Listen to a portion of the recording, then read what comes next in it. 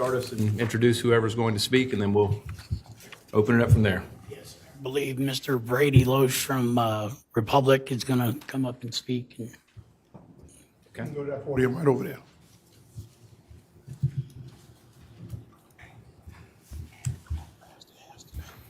Good evening, Mr. Chairman, council, staff. Hey, here to give an update based on our last presentation from a little over a month ago, as to some of the action plans that we took and how those action plans are currently working. Again, Brady Loesch with Republic Services, covering the Charleston business unit and supporting our team down here. So, as we committed to last time, we have started our daily calls with the county. Those calls are discussed the previous day's activities and how performance was that day, and also the plans for the current day, any issues that may need to be addressed, hot list items, reviewing any concerns that the county may have that we need to respond to in a timely fashion. We are still reviewing those repeat misses as I committed to last time with our operations manager going through the duplicative misses from previous months and previous weeks to make sure that we're mitigating those where possible. We have implemented the additional commercial route that we had discussed. That route is on Monday. We've seen minimal issues from that route being implemented and actually seen an improvement in performance around the commercial collections for that service that we've added. The additional residential routes that we had alluded to, where we were going to add a few route days to the week. So week 1 actually begins next week. We have 2 route days for most of the days next week that'll be implemented and started as we go through services starting then. Week 2 services will begin 2 additional routes on most route days in December of this year. So that is currently where we stand on those additional routes that we had committed to in our last meeting. For the hot list items or hotter items that get escalated or escalated items that we needed to address, kind of the way that we've communicated those back and forth between the county, certainly an opportunity as to how those are communicated and streamlining to whom those are being communicated to from Republic and from the county's perspective. We're actually working with Randy, had a conversation with him this week about streamlining that process, making it a little bit easier to track and document through the tower system, which is the county's platform for measuring service and service opportunities. And, that plan we think will, help reduce some of the, hot concerns, additional concerns, duplicative concerns that have come up and help us to address those. So I wanted to update on the committed items that we had from the last meeting and open it up to the council now. Council members, any questions? Reverend Middleton. Certainly, I'm not on this committee, but definitely continue to push for every committee being a committee of the whole, because these issues certainly touch all of our districts. This one in particular, mine, I've been resolute in reporting, making certain that the misses and or complaints or concerns are channeled to the proper email address so that it can be captured. And again, they're repeated, they're consistent, and now, in my opinion, it's become chronic because it seems to be the same neighborhoods, the same communities, and I don't know if there's going to be a solution because I get the same calls. I mean, literally the same calls. And so you all have been great by going out and remedying it right then, but 2 weeks later we have the same thing.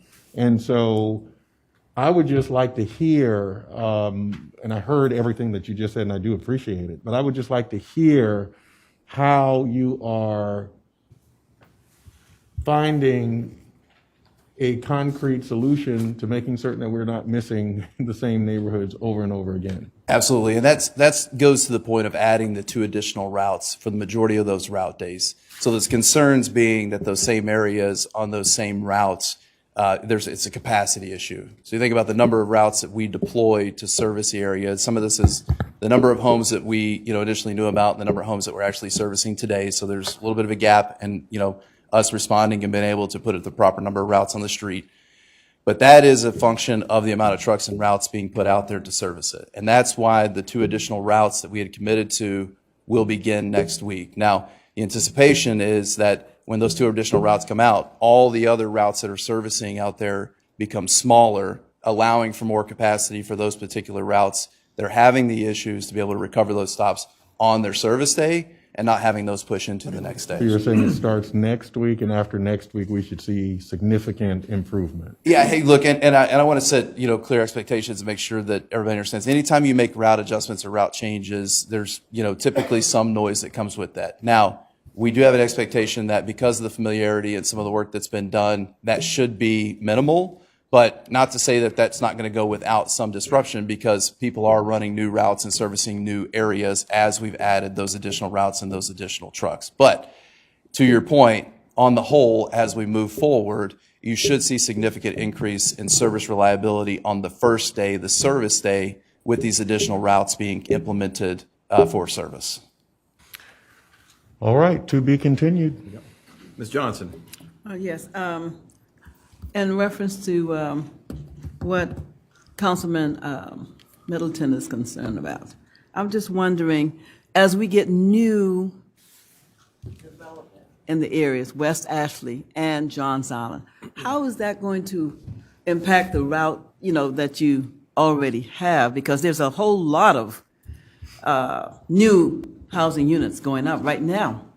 Absolutely, and that's part of the idea of adding these additional routes, is to create capacity for those additional stops, additional homes that are being built.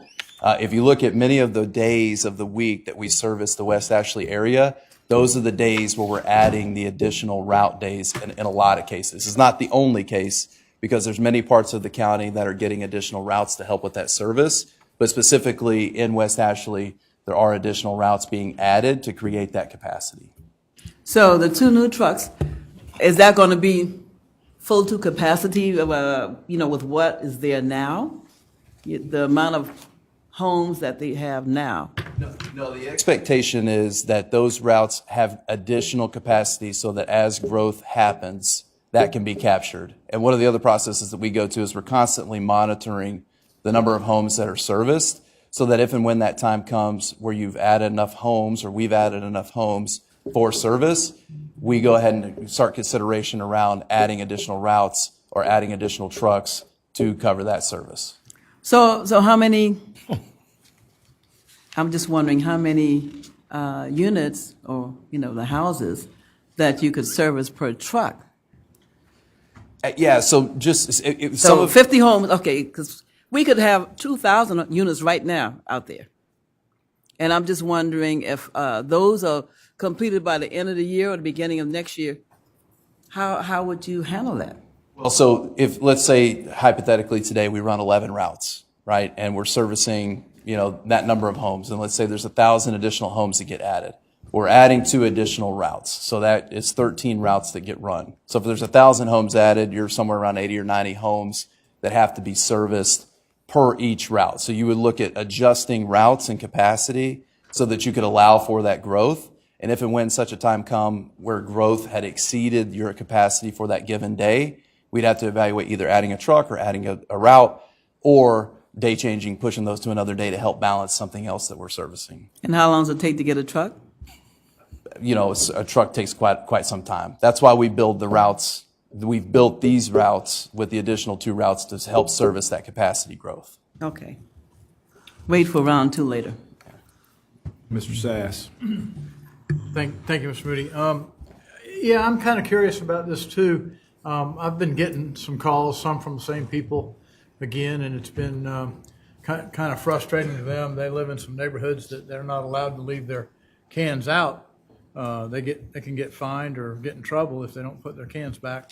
If they can't leave them out on the street for a couple of days. Just curious, on a general day when you are doing recycling, you talk about the number of routes. How many routes get run in a day? It depends on the day. If we're talking just the residential routes, it could vary anywhere from 11 to 13 or sometimes 14. Many of the days we've been running supplemental routes that haven't been formally cut into the routes that we're running each day, like they will be next week. Right. But it varies, anywhere from 11 to 13 routes that are going out and servicing based on the day of the week and based on the week that we're servicing. So is there one truck on each one of those routes? Yes, 1 truck per route. So that truck goes out and gets filled up. He's got to go empty and come back and resume picking up. Right. how many times can he do that in a day? And that depends on traffic and.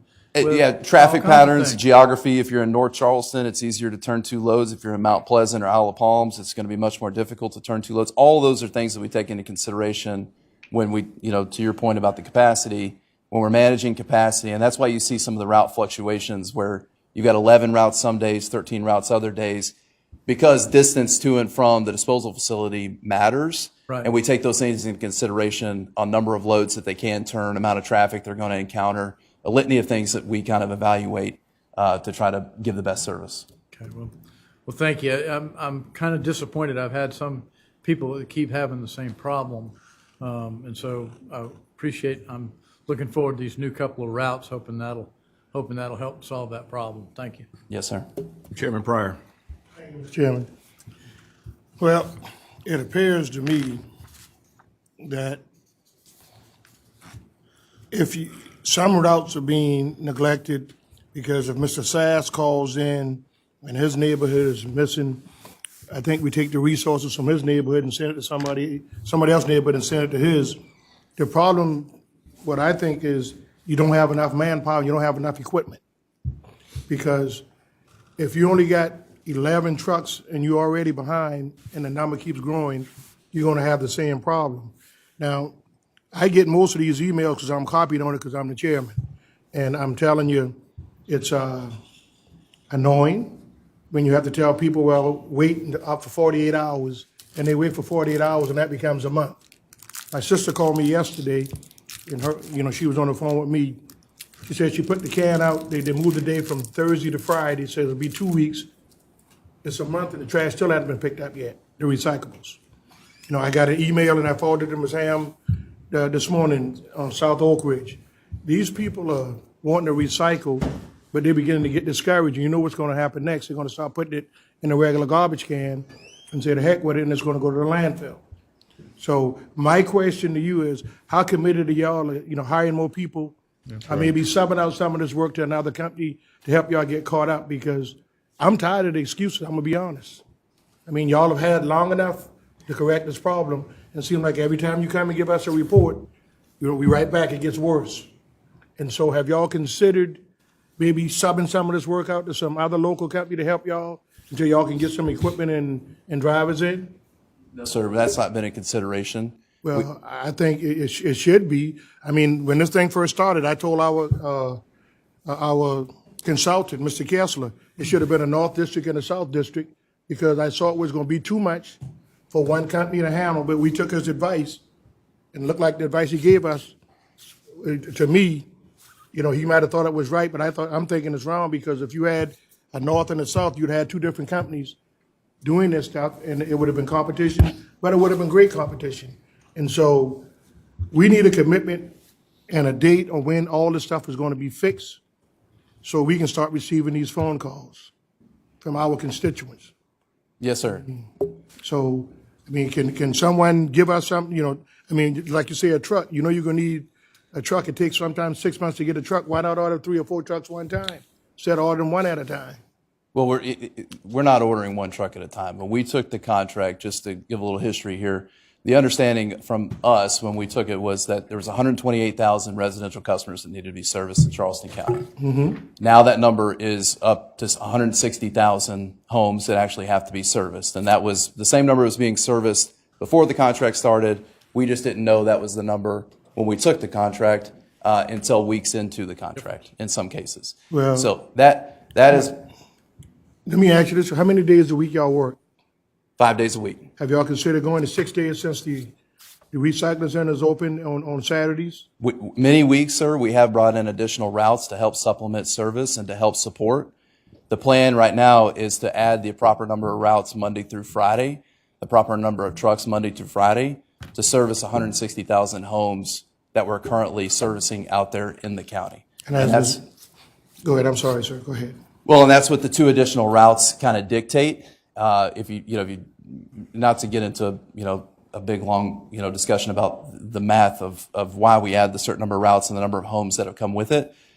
But that's the capacity issue that we're up against, is adding those additional routes to service those additional homes in the county. Okay. Questions maybe Ms. Ham or Mitch. So these commercial routes that we run, do these people get charged for this?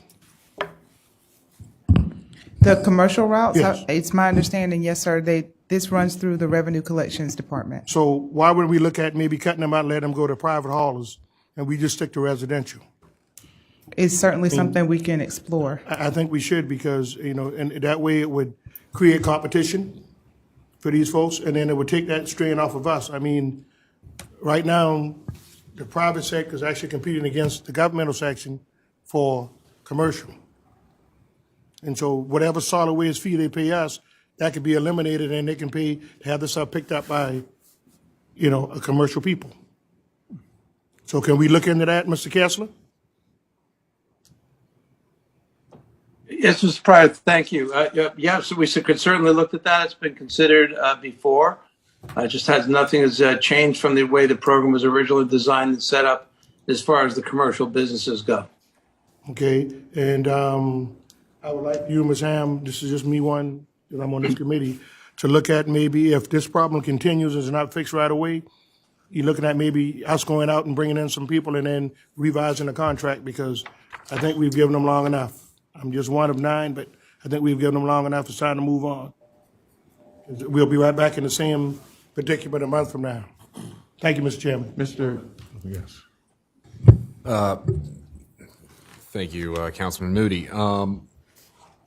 My question, I know, and I don't know who this question would be directed to. I know in sort of some of the first weeks of this, obviously with the transition, I understand we're still having some of those problems, but in those first couple of weeks, we'd still had some drivers, some trucks, in some capacity to operate directly out of the county.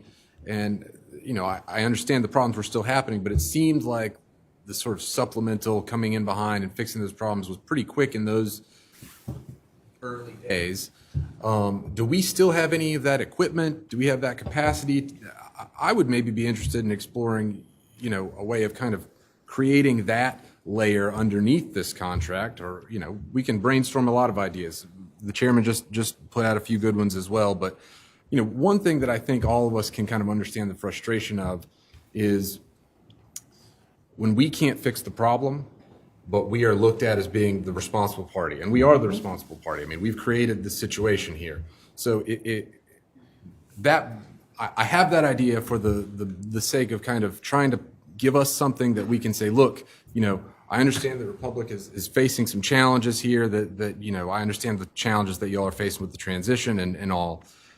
But we do have this problem, and I do think giving us an ability to kind of come in and say, look, this is ultimately our responsibility. The buck stops here. We can, fix these problems as things smooth out.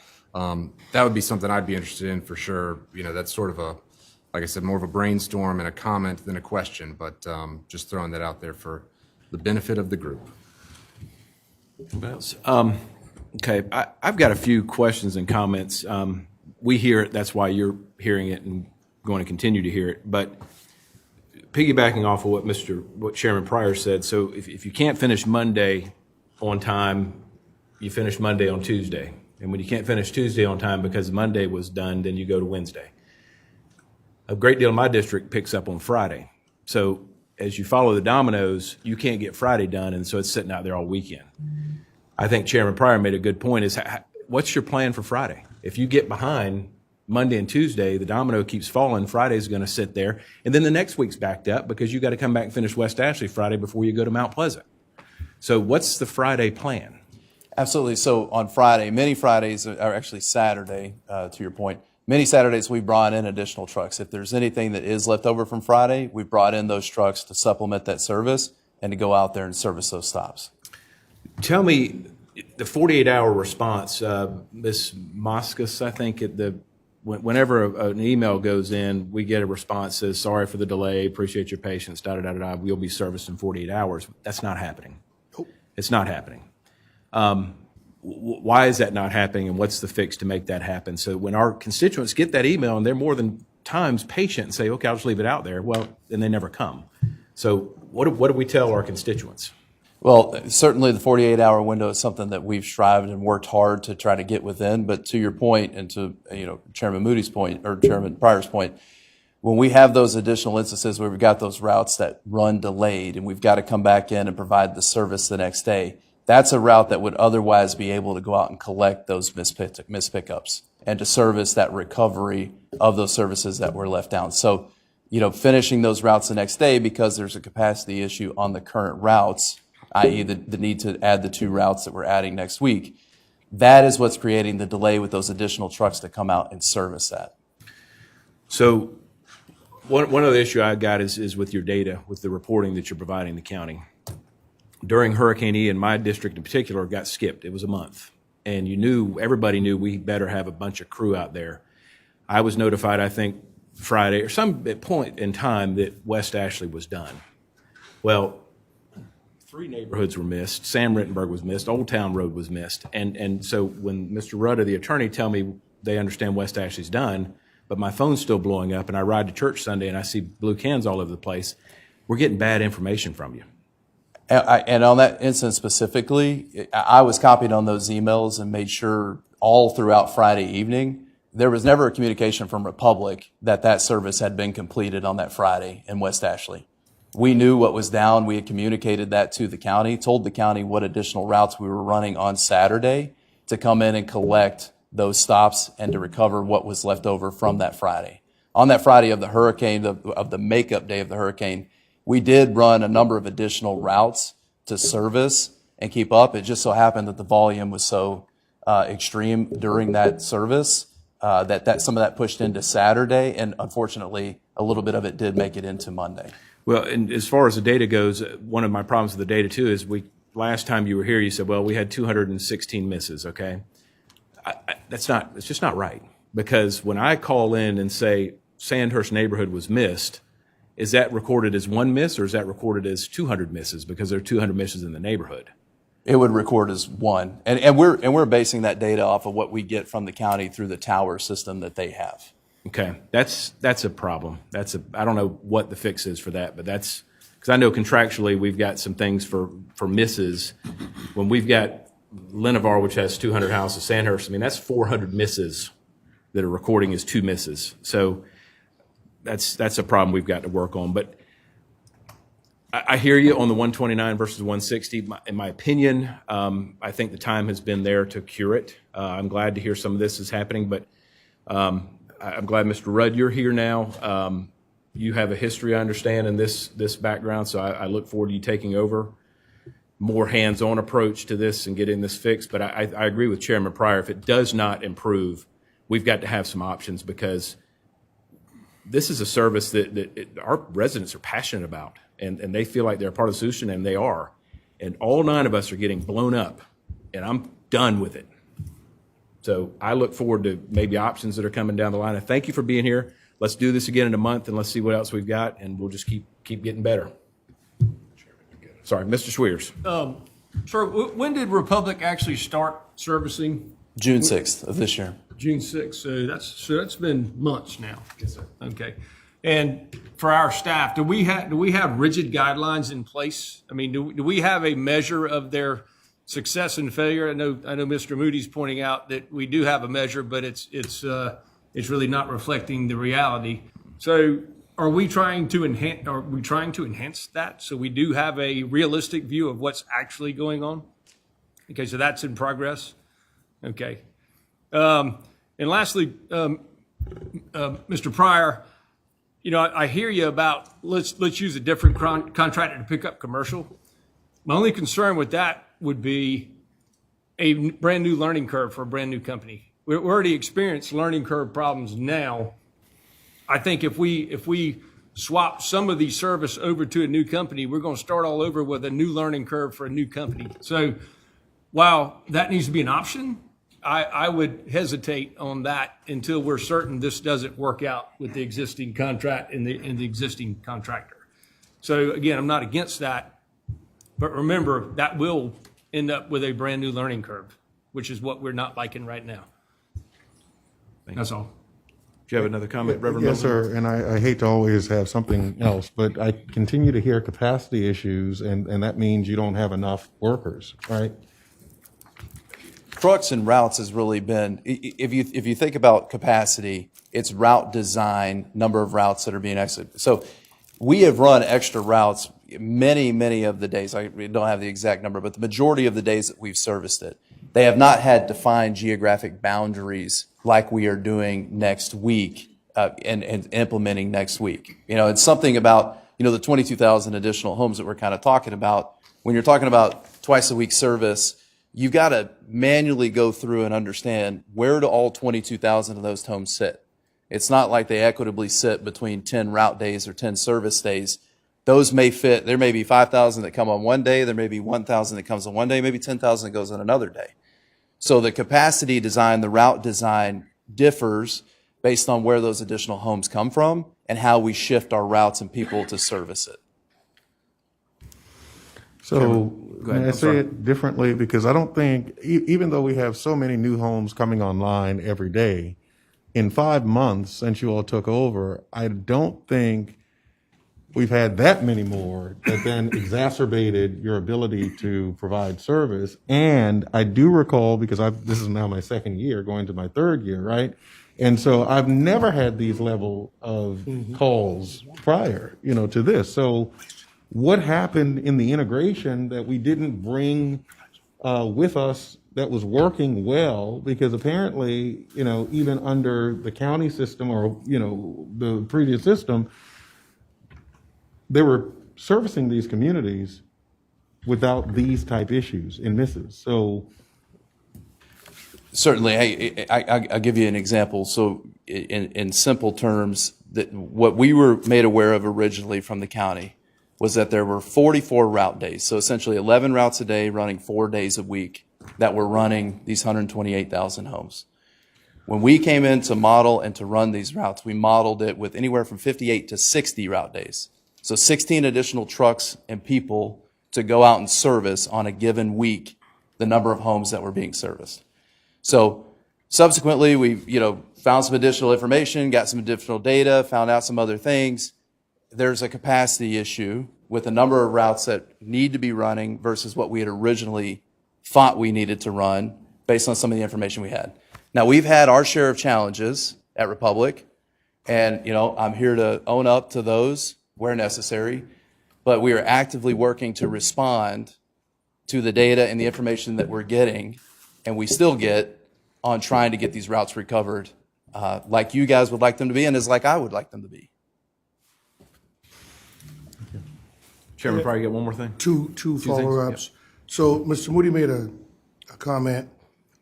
If one actually is reported, that's 26 cans in that area that's not serviced, correct? I think that's what you said. Well, I mean, the neighborhoods I've had noted have been 100 to 200 homes, so it Right. gets filed as one report, but that's actually 150 misses. So are we billing them for 150 misses or just one miss? That's actually something that we're working through right now with Mr. Rudd. Right now, we are billing them as one miss, or if there are multiple individuals within the neighborhood that report, each one of those reports gets captured as one. So hold on, let me ask, so if out of 150 people, they're only being charged for one, so the other 149, you know, it says that there's no incentive for them to catch up. There's no incentive, and that's maybe why they not in a hurry to get this done, because if they got to pay so much for 150 and they're only paying for one, there's no incentive to me to get it done. So I think we need to go back and check our records, and if it was doing as one and it was actually 150, we need to charge them for the other 149. Because I'm not willing to let this go. I mean, they had a chance to get it right, and if that's what their contract says, if it was on the other hand, they would do it. So between Mr. Kessler, between you and our staff, I would like y'all to figure out how much exactly got missed and bring that back to Mr. Moody and this committee, because if it's 1,000 out there missing, they're only paying for 10. I mean, we losing money. please check all of And the there's ones no incentive for them I sent in. to catch up if they're only being billed for one, and it should be 150. And just to tag along to your point, Mr. Pryor, not taking your privilege, but all of the ones that I sent in were captured as one, but it was the entire Right. subdivision. And so I didn't realize that at the time, but I just sent it through all the proper channels, but it's the entire subdivision. It was just not one Right. house. You know, my subdivision ain't even been picked up today yet. People had the can out since 6 o'clock this morning. And you talk about probably with the front and the back side over 1,000 homes. So if it's only gonna be reported as 201, I want to get paid for the whole 1,000.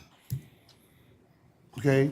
And Mr. Kessler, what is your recommendation moving forward to nip this in the butt and get it right? If you don't have one now, we'd like you to have it within the next 30 days. Yeah, well, certainly, Mr. Prior Chairman, I think two things you said make a lot of sense and the same with all council members.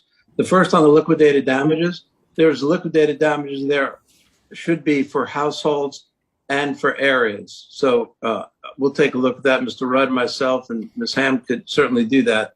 I believe that's in there. And then as far as the trucks go, I mean, the bottom line is a simple one. They needed extra trucks to service the extra accounts that were revealed to them at a late date. But I will tell you my opinion, 5 months is too long for that gap to be filled. Okay. And I have shared that with Republic as well as with, Randy, Mr. Rudd, and Ms. Ham and I have been working on that. So 5 months notice of renting a truck, whatever else would be necessary to service those homes, to me, is too long. Yes, sir. Well, like I said, if you hit them in the pocket where it hurts because they ain't doing what they're supposed to, I think they'll get it done faster. That's not being rude or anything, but a contract is a contract. So I don't want to see us being charged for one and it's actually 200. So we need those numbers. Mr. Moody? Thank you, we need Mr. those Chairman. numbers. Okay, I think thank you for being here. I know this isn't pleasant, and it can get better. But it's going to rely on a bunch of things. Anything else, Ms. Ham? Nothing, no, sir. Mr. Rudd, stand up, wave so everybody can see who you are, so we can everybody go get a chance to meet this gentleman. You local or you out of town? He's here. He's the new director of environmental management. Yep. Okay. Yes, sir. I thought So, he was them. Okay. Welcome to the party. So go fix it. So, Mr. Chairman, that'll conclude the environmental management meeting. Thank you, Mr. Moody. Thank you. So we now will move into our planning and public work, Mr. Darby. Mr. Moody did so exceptionally well, so he can just keep on. Oh, Mr. Moody? well, I thought this was Ms. Salisbury's deal to run, but I'll be happy to run this thing if you want me to. Call Planning and Public Works Committee agenda to order. First order of business is approval of the minutes from September 15. Move. Moved by Mr. Darby, second by Mr. Middleton. Mr. Pryor, yeah. I'm sorry, Mr. Pryor. I know we look alike. Yeah, I was owed that one. Any additions, deletions, corrections? All those in favor signify by saying aye. Aye. Any opposed? Ayes have it. Number 2, ZLDR amendments. For approval. Second. Sorry. Approval. The ZLDR, I thought we were having a We had the presentation the other day. Okay, I don't know if they had any more comments. No? Or are you just going to wait and see if addressed? We sent out the information that was requested. All right, so move in second. Any comments, any discussion? Is this the one where we sent back with the watermelon? One where there's a number of clarifications and changes and, So the one to 15 is in this too, right? that's correct. AG 15 is in this along with others. There's a lot going It's on. about 100 pages. I know. So Joe, you feel comfortable with this AG 15? I mean, this 1 to 15? The clarification, yes, we presented that to planning commission and there were some, during the process, there were some changes that were proposed and we incorporated. Okay, I'm relying on you. Thank you. Mr. Werman, I knew you wanted to. Yes, I did want to. We've also got this this piece here with the affordable and workforce where we'd be going up to 150 AMI. Listen, I'll support this. I'm assuming we can have this amended up to third reading. Yes. Mr. Swayze, would you? Sure, we can include Yeah. So that. moved. Would you agree to Second. second? I'll do Okay. second. Yep, now we can. Okay. Very good. I mean, I do have a little bit of concern, and just since we've had so much discussion about affordable housing, I'm hoping maybe we start turning this discussion into, whenever we start talking in AMI, maybe we can just start using real terms, because I question whether a tying the bonuses to 150 AMI becomes just, it's free bonuses for everybody. And if that's not really the intent, then you know, I think we might want to take a look at that. I don't know if folks have ever spoken with Mr. Davis about, you know, kind of calibrating the approaches here with what his department's doing. So I think we might want to put a tag on that one at the very least. Like I said, I can support this for today if we can amend up to third reading. You would support lower than that or higher than that? Well, yes. I mean, I would think lower than that, just because if it's, you know, I mean, at some point, if everything in the market is, or, you know, 90% of the stuff in the market is under 150 AMI, then Right. that's just an as of right. And an as of right. Right. It bonus gets to where could you be- just subsidize But at that point, everything. it's just a Right. convoluted It's- way of saying we're up zoning. It's a good point. So, in any event, that would be my only comment. Other comments, questions? Mr. Evans, I had a few, if you don't mind. A couple that I'd like for you to either opine on, and maybe we can meet on later, to follow up on Mr. Werman. ADUs. If I read that correctly, there's a provision there that talks about setbacks for additional dwelling units. Correct. Yes. Why wouldn't we just, if somebody wanted to do an ADU in furtherance of affordable housing, why wouldn't we just approve, especially if that ADU is going to be already in the existing footprint of the home, why couldn't they just go ahead and get started? Not sure what the question, if someone submits an ADU application, they can do it. If it's, but would they be required all these setbacks if it was in the footprint of the existing home I'll get Yeah, maybe get I'll with be me on that, verbalizing because I'm myself. not quite understanding. The other question I had, and I mentioned it to you, is the concept of traffic studies. Yes. Because buildings are very different. So I think I read 10,000 square feet requires a traffic study. So if you've got a self-storage building in a donut hole on Sanders Boulevard that has no parking spaces and no traffic, but it's 30,000 square feet, why would they need a traffic study? So this amendment hopefully actually clarifies that even further. And that before this proposed amendment, it was 10,000 square feet, period. And the proposed amendment is 10,000 square feet heated and cooled. So in this case, for storage facilities that are not heated and cooled, office warehouses, it would only include the heated and cooled. So it narrows down the square footage. That does, go ahead. Yeah, okay. And also, too, there is a language in the ordinance as well that talks about that the planning director has the authority to define the scope. The vast expanding scope. Yes, sir, yes. Gotcha. Well, in my instance, this is heated and air cooled. So I mean, would a consideration of parking spots be more reasonable? So if you've got a 9,000 square foot restaurant that has breakfast, lunch, and dinner, has cars coming and going all day long, right? That may not be the 10,000 threshold, but That's certainly right. might merit a traffic study versus a heated and cooled 30,000 square foot store. Right, and hence the language in there that says the planning director has the authority to define the scope of what, to get those, to catch those things that may not necessarily apply for it. Yes. I'd like to visit with you a little bit more about that, but in the ADU issue as well. Okay, yes. Any other questions for staff on planning public works? We're concluded, Mr. Chairman. Go to finance. Oh, I'm sorry. Yes, I'm sorry. Motion to approve and seconded with amendments up to third reading. All those in favor signify by saying aye. Aye. Any opposed? Ayes have it. Now we're concluded. Mr. Chairman, so now we're going to move into our Finance Committee agenda, where all members of council participates. I'm the chairman of that committee. The first order of business is approval of minutes of October 20th, 2022. So moved. Second. Seconded by Mr. Sass. Okay, moved by Mr. Moody. Any discussion, deletions, or addition? Hearing none, all in favor signify by saying aye. Aye. Opposed, ayes have it.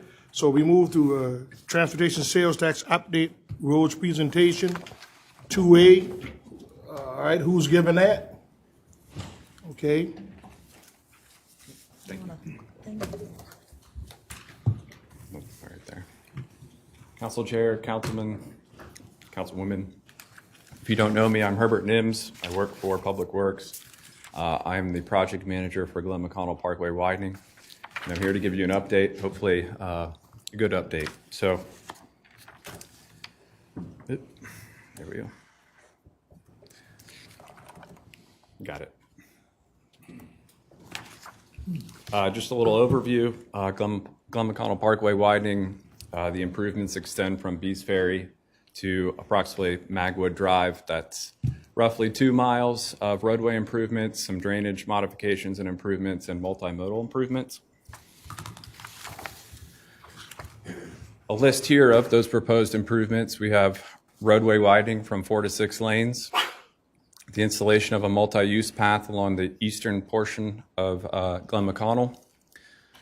That will actually connect from Bees Ferry to Magwood Drive, so provide some connectivity for folks. Multimodal improvements include the installation of 7 sheltered bus stops and bus turnouts. Intersection improvements throughout the corridor and modifications as well.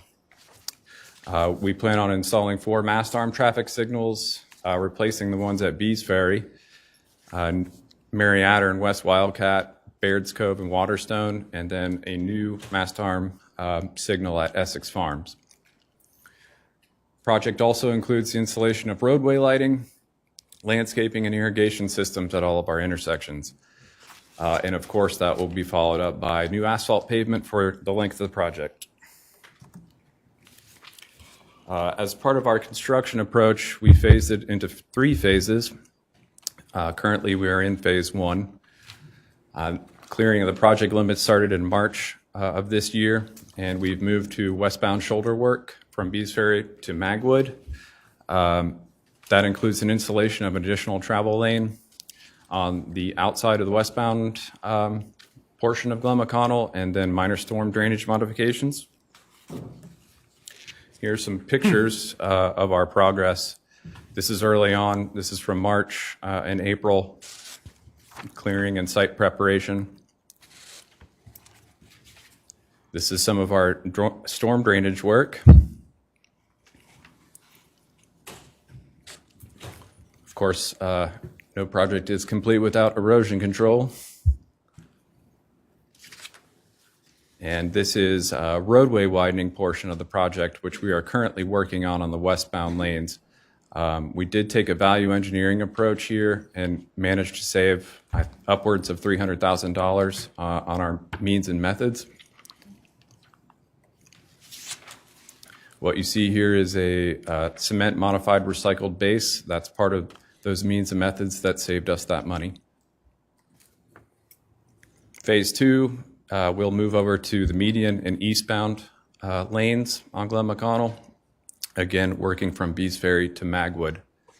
That includes an installation of the additional travel lane on the inside portion of the eastbound lanes, intersection improvements, and then minor drainage modifications as we go. Phase 3 is the Lake Daughter culvert installation component of the project that is contingent on environmental permitting. We are currently working with the City of Charleston. We've granted expedited review status to them, that we have an agreement worked out with the Corps of Engineers. So we're doing all we can to get that permitted. Then we'll move on to shared use path installation and finish up with our multimodal improvements. That includes finished bus shelters at that point. And then we'll finish up with landscaping and irrigation at the intersections, and mainline paving and striping, and the new mast arm traffic signals. So a little look ahead. What we are currently working on, at this point, we're 30% complete based on time. I would say materials installed were a little less than that, but in the 20% range. Upcoming construction activities. Immediately upcoming, we have the westbound travel lane paving, which should start this Sunday, actually. We continue to work through drainage modifications. Looking ahead, we're phase 2 eastbound widening scheduled to begin in January 2023. And then we'll move to phase 3, which includes Lake Daughter and the multi-use path. And that's scheduled for summer of 2023. Our substantial completion date looks like it got cut off there, but is March 2024, so it's a 24-month project. Any questions? Mr. Chairman? Just quick one. Thank you. SCDOT has got the 526 widening project that will have a overpass heading out towards Glen McConnell. This, I'm assuming, will will tie in with that nicely. Yes. Thank you. Mr. Swears. One question, go back one To it slide. moving forward. What's that? Forward to Yes. moving forward. Yes. So phase 3, multi-use path and Lake Daughter culvert installation scheduled to begin summer of '23. Does that mean you're going to have to cut the brand-new road? No, so part of phase 3 would also include mainline paving, and that's finishing paving and striping. So we'd have to be creative on getting Lake Daughter installed, then do the paving after that. Okay, so final paving will be a complete strip. Right. Yeah, good. Okay. Continue. Thank you. Yes, sir. Mr. Chairman? Yes, sir. Or Mr. Tootin, there's a West Ash revitalization meeting next week. I wonder if we might have some of this information ready for that meeting next week, if possible. Mr. Armstrong, Mr. Tootin? Yes, sir. Thank you. All right, Ms. Moody, thank you. We also have some more completed projects since we last updated you about 3 or 4 months ago, and I briefly wanted to go over those. One being the Azalea Drive sidewalk. That's a sidewalk that goes all the way from Cosgrove to the food bank. It also, there's a school in that area, so it's a great project. We just completed that project. Thank you. A long time. And then we have the Ashley Hall Plantation Road right turn lane. It's a turn lane. There were cars that were actually riding on the dirt, so this project was much needed. Cars were backing up. It also connected sidewalk, provided pedestrian enhancements, and also 2 concrete bus stop pads, excuse me. And then we have Adele Street paving. This is a road in West Ashley off of Savage Road. We utilize pervious pavement. There are no roadside ditches or rooms for roadside ditches, so we did some testing on the soils, and we were able to utilize pervious pavement to get this road paved. And then tonight on the agenda, you'll see that the Northern Pitchfork is on there to award for construction. It came in within budget, so we're happy. I'm sure everyone's getting a lot of emails about that, so hopefully that will go through. And then we also have another large project we're about to advertise this month, and that's the Palmetto Commerce Interchange. And we think we'll probably start construction on that in March. Once it gets awarded, we get the bid bonds in, and it's 2.5 years long for construction. So that's another large one that's coming up. And then we have about 8 that we're planning to advertise before the new year that are allocation or CTC projects. And then in first quarter of next year, we have slated, we have about, I believe it's about 12 more that we hope to advertise to get out the bid. So we're staying pretty busy. Any questions? Any questions for Ms. Debbie? Well, I have a question. I see New Road is on there. What are we doing with New Road? So we paved one section of New Road, and now we're paving the other section of New Road. Okay. Okay, any questions? Thank you for the update. Thank you. All right, we now move to item 2B. The sheriff is here. Sheriff, would you come forward? She wants to talk to us about a competitive pay study.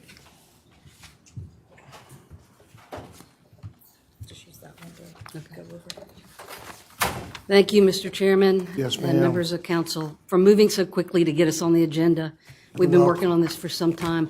I want to thank particularly most of the council members that we met with and spoke to for their commitment, sharing their concerns with us, sharing their insights. It's really helped us move this project forward, and we're truly grateful for that leadership. I appreciate that.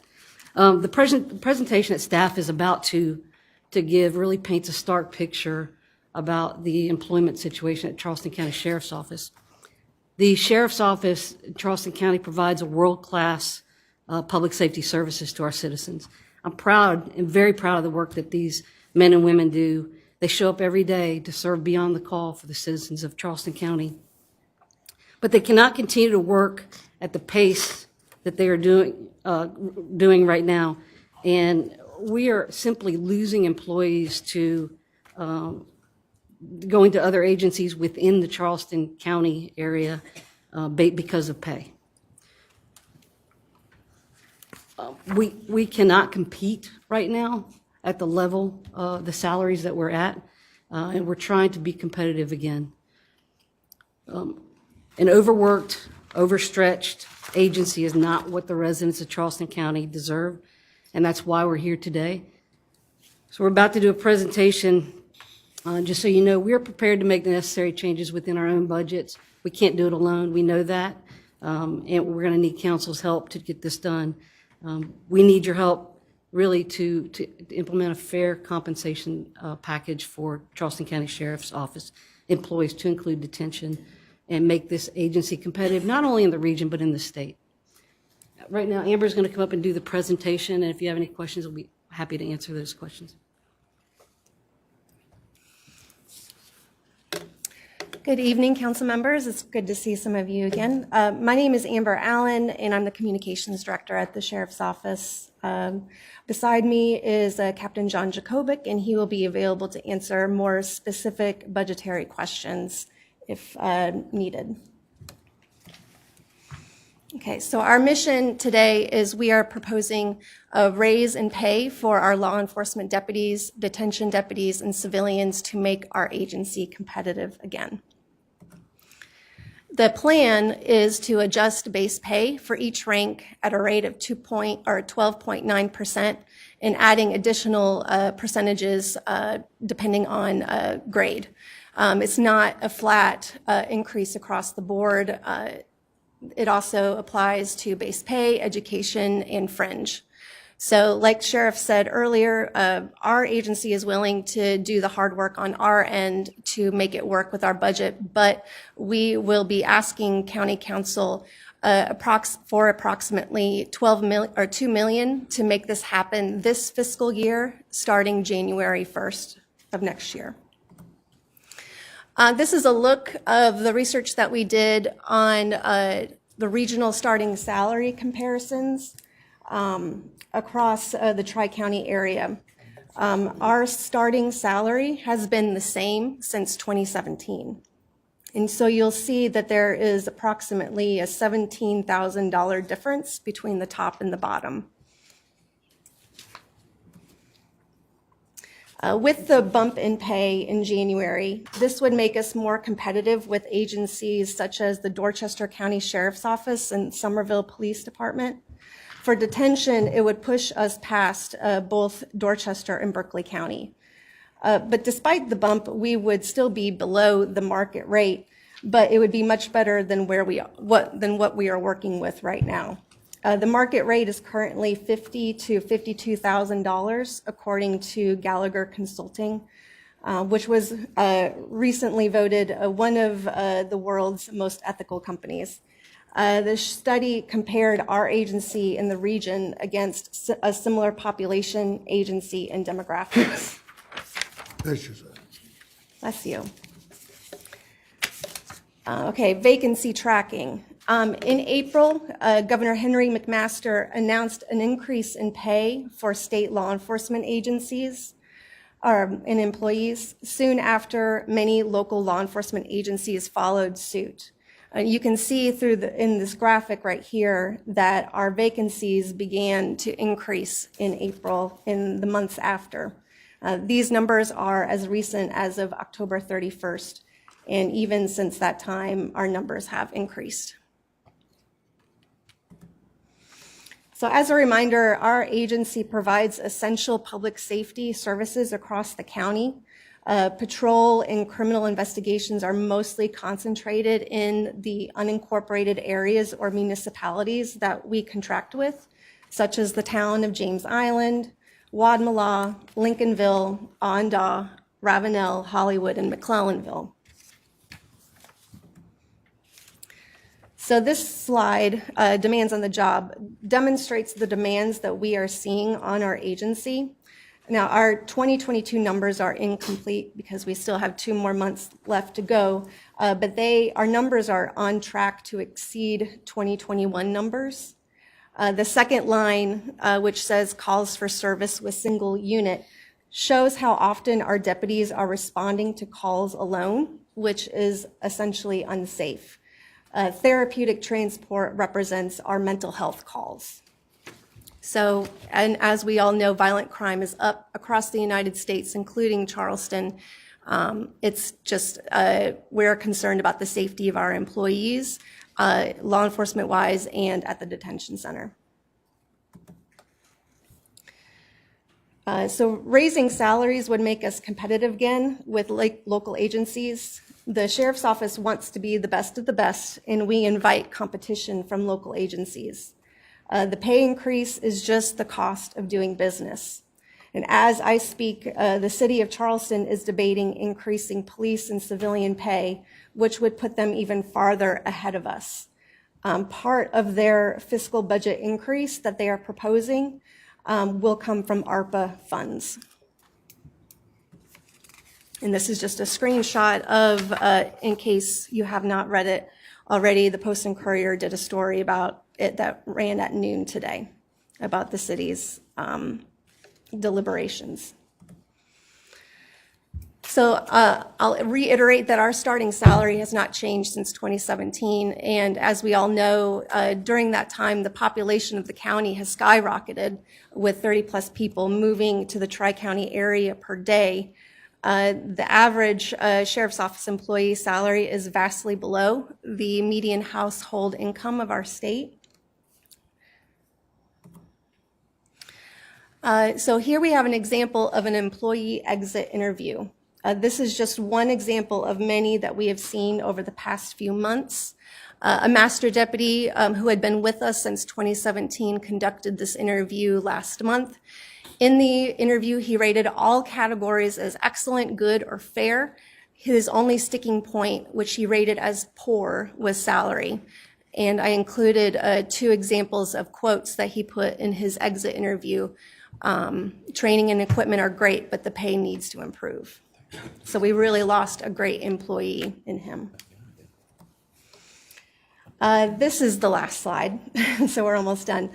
These are the exact numbers of how an increase would affect all pay grades. I want to point out that these are annual numbers, and what the sheriff's office is asking for right now is just 6 months from January to June 2023. I want to draw your attention to the deputies and civilians. That's where the majority of the money that we are seeking right now, it would go to those employees. And also I'd like to reiterate that this is not an across-the-board flat increase. There are other factors that will be taken into consideration, such as education and time and pay grade. So in conclusion, as the sheriff has already said, we have identified areas in our budget that we are willing to make sacrifices, but we cannot do it without your help. So again, we will be respectfully requesting approximately $2 million to make this pay increase happen in January. And I'll leave it to questions. Thank you. Sheriff, question.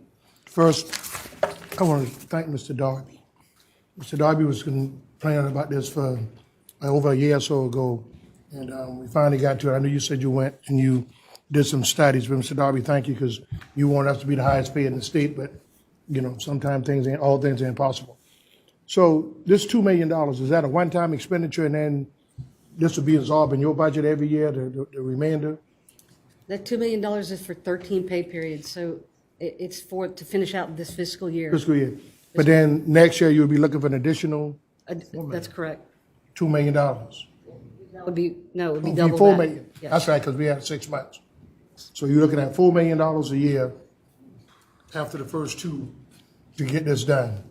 And you said you look in your budget. Have you identified funding that, some things you can cut that, you know, to narrow that $4 million down? We've actually, are working with staff as well, and we're willing to do whatever it takes. But Okay. yeah, we have identified some. And so you would bring some of those numbers back to us before Absolutely. final decision, if we make a decision? Absolutely. Okay. All right, Mr. Darby? I mean, as I sit here, I'm really a little angry and disturbed, really. You speak into the mic for me, please. As well as appalling, I mean, for our officers. If they have a family of 4 and the wife or the husband happen not to work, they're actually living below the poverty line. And Sheriff, I think $2 million is just too little to be asking for, ma'am. I really do. It needs to be more than that, ma'am. I know we can't compete with California, but officers in California make $100,000. it seems that somehow the southern states, we don't do right by our police officers. We really don't. And no offense to those who are in favor of 526, just as an analogy, we're going to spend $2.350 billion for 8 miles, which averages about the $287 million a mile. And yet we are just getting, asking for $2 million for human resource. We ought to be giving much more than $2 million. Try 10 or 12. These officers and the danger of the job. I mean, the husband and wives go, we don't know whether they're going to return. And make it $39,000 a year? I don't understand that. We need to do better by our police officers, our firemen, our nurses, and our teachers. But the subject at hand right now is the police officers. So Sheriff, you will have my vote for the $2 million, but I just hope that this council will assist the sheriff and perhaps even more, ma'am. And I know some of my conservative friends may argue against that, but at the same time, if we can put millions and millions of dollars in materialistic things, surely we should be able to do the same thing for human resources. So I'm going to challenge this council. Think about $4 or $6 million to help our police officers. And I guess I'm being verbose because I don't know I know I need to say more, but I don't know exactly what to say. Because, we speak so regally and so majestically and so sublimely when one of our officers lose their lives. Oh, yes. We speak so well about, but now we're in a position to help them. We have the authority and the power to do so, and yet we don't. What are we going to tell that wife who loses that husband? Or that son or that daughter? I just think we can do better. So please, Sheriff, whatever I can do, you have my vote, ma'am. But I ask this council, please consider more than $2 million. Mr. Swears. Mr. Darby, I appreciate all that. And as you can recall from previous discussions, I have always supported market-based pay. So if there's a case to be made that our deputies and our other officers are not paid market-based pay, then I'm all ears and I'm willing to do all we can do. Sheriff, I think you mentioned a consultant. Did a consultant actually put together the salary data, like the comparison of other law enforcement groups, the comparison of salaries? So the consultant, Gallagher Consulting, is the agency that did the study. They did it for Albemarle County Police Department in Albemarle, Virginia, and we grabbed their data. It's an agency similar size, similar demographics. We tried not to spend money on a consultant. They came up with the 50 to 52,000 start, and that is based on the market, as we talked about. The market this is what the market bears for starting salary. We're not even asking for market. We're trying to be competitive, so it's slightly below. But I don't know that we can compete with, I think you said Virginia. I don't know if we could or should compete with them, but you have a lot of data on more localized salaries. We do. Different municipalities, Dorchester County, Berkeley County. Those are the ones I'm a lot more interested in.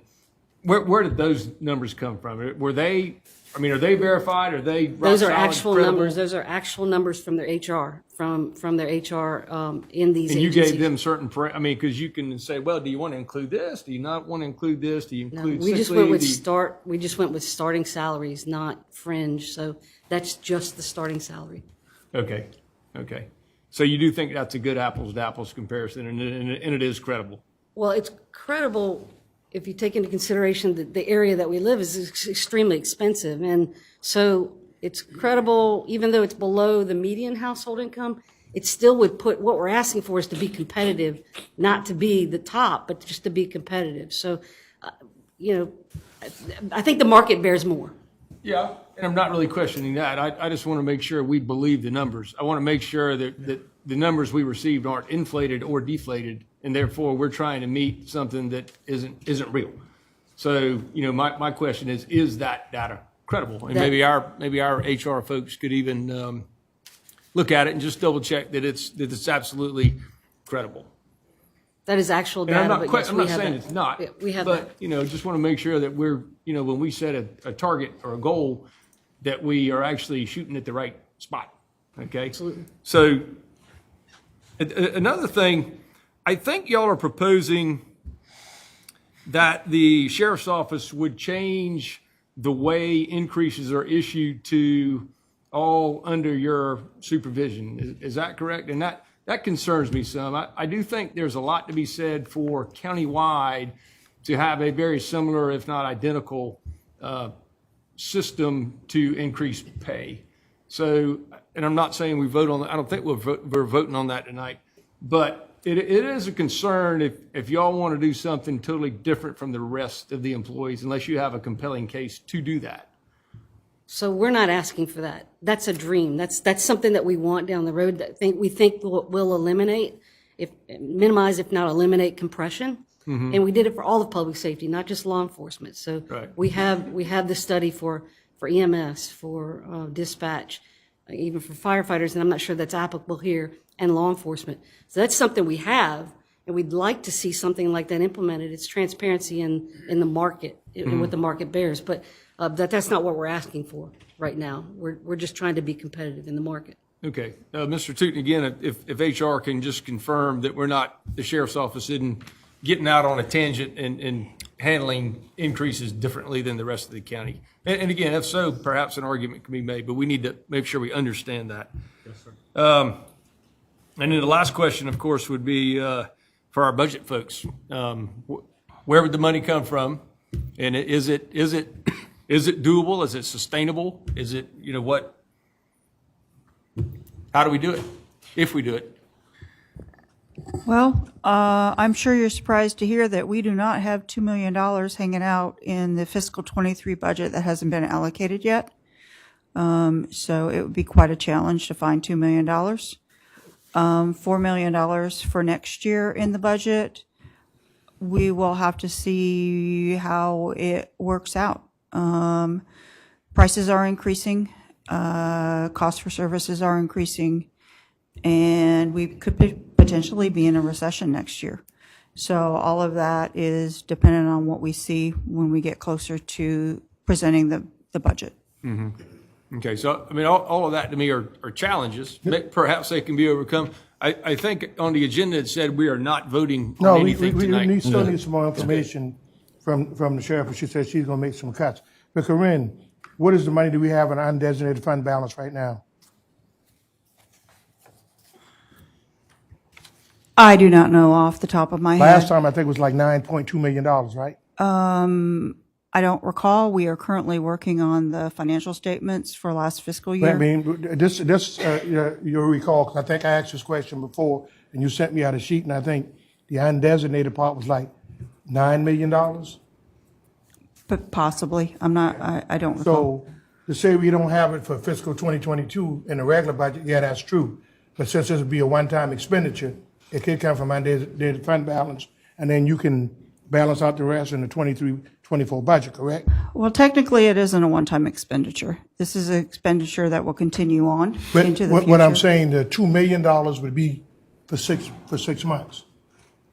And then the regular budget would start. So it could be labeled as a one-time expenditure because the reoccurring expenses are going to come in the regular budget. Correct. It would not be staff's recommendation to take this out of fund balance, as it is not a one-time expenditure.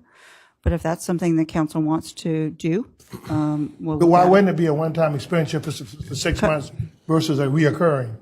I mean, one-time expenditures is not reoccurring. Yes, a one-time Can I finish, please? Sorry, So if you're not going to take $2 million every year out of fund balance, then it wouldn't be a reoccurring expense. It'd be a one-time expenditure. If we're not taking out of fund balance every year, yes, you're correct. This expenditure is not going to go away. It is going to be there in the next year. I understand that. That's the difference. But what I'm saying is that when y'all come back with information on the 23-24 budget, yeah, we can look at that, going forward before we do anything. I'm not saying start this without having a fix. But if y'all come to us and say we can incorporate this into the 23-24 budget, then the $2 million could be used in one-time expenditure. If that's what council wants to do. Right, okay, just want to clarify that. Okay, Mr. Darby. Sheriff Graziano, there's no reflection on you, ma'am, in terms of saying, $2 million is not enough. That's not a reflection on you. I know you're trying to get what you can get in terms of getting the votes to pass. I understand that, okay? So that's not a reflection on you. But a wise man once said, wherever your heart is, that's where your treasure and your money will go. So if our heart is in this here, I'm quite sure we'll make it happen. But Sheriff Graziano, what I'm going to ask of you, ma'am, based upon these figures here, could you come back with numbers in terms of where Charleston County, your office would be if it were within the top 5? I have from the Aviation Authority down to the Mount Pleasant Police Department. If you were to come up with figures to see if Charleston County could be, would it take for it to be the highest paid, the second, third, fourth, and fifth? If you do that for me, please, to see how much it would cost, ma'am. Yes, sir. And I also have all the numbers for all the agencies, the sheriff's offices throughout the state. And we're still not even competitive with some smaller agencies, but I have that data. I tried to focus this on Charleston. Yeah, I understand, ma'am. But again, it's not just you, ma'am. I'm challenging our council members to please, let's put our forces at least within the top 5 of Charleston County. Because again, the aviation, wow, 56.9, wherein the sheriff office was 39.8. I just don't, to me, how could you take care of a family of 2 or 3? But nonetheless, please, let us see those figures, please, ma'am. Yes, sir. Thank you, ma'am. And just on the closing comments, nobody else. I'm coming down. So what the sheriff actually is doing is you being a training ground for officers, and it's still costing us. I remember we went through the same thing in 1996 at the North Charleston Sewer District. They couldn't understand that we were being a training ground. So what's happening is she's training these officers and getting them, and a year or so into it, they leave to go somewhere else without having, and the reason these people are paying more is because they're actually saving when you don't have to pay a certified officer to go through training and all this other stuff. You can have it back on the street in 2 weeks if they already certified through the state. And so we must also look at this too. Yeah, we can say we have $39,000, somebody will work for that, but as soon as they get the experience, they're moving on to somewhere else, and now you become a revolving door for training people, and that's just not the way to do business. I mean, we're going to have to figure out from this body, if law enforcement, number one, is important, as long as the rest of our employees, not only for law enforcement, but our other employees as well, too, public works, regular staff members throughout the county. But it's something that needs to be looked into.